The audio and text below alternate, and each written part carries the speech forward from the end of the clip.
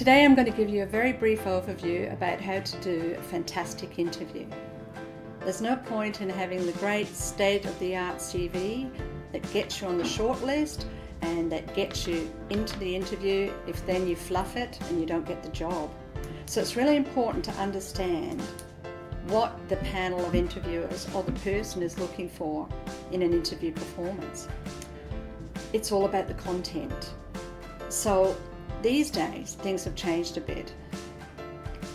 What the panel is looking for is more around, are you going to be a really good employee? They already know you can do the job. They've looked at your CV, they've said, yeah, you've got the skills, the knowledge and experience that I need, but how do I know you're going to be the perfect person for the job?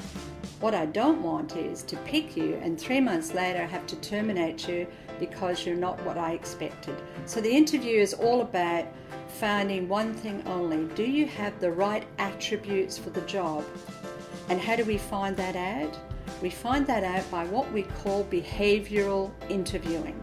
Now that means we're going to ask you some questions, and how you answer those will give us an idea of who you really are.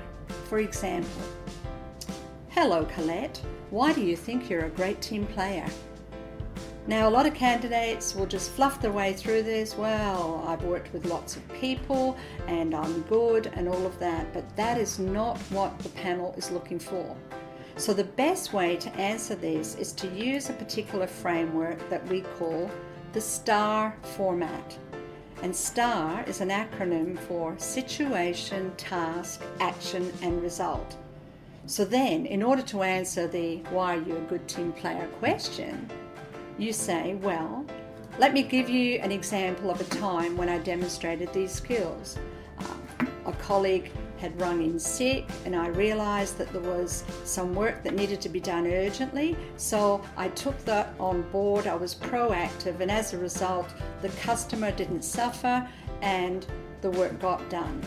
See how I've used a case study kind of scenario to demonstrate how I've employed team skills. And that's what the panel is looking for. There's usually a scoring exercise associated with this.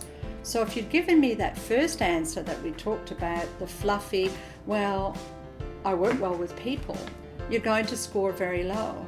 But if you gave me the second answer using that STAR framework, then I get a lot more insight into who you are. I see that you've been proactive, you've got a strong work ethic, that you wanted to help out. It wasn't just about you. Now, that's a great demonstration of team skills, wouldn't you agree?